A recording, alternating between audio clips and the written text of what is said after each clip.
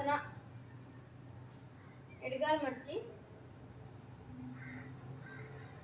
ಕೈ ಮುಂದೆ ಮಾಡಿ ಉಸಿರೆಳಿತಾ ಕೈ ಮೇಲೆ ಉಸಿರು ಬಿಡ್ತಾ ಮನೋಭಾವ ಒಳ್ಳೆ ಕೆಲಸ ಮಾಡಿ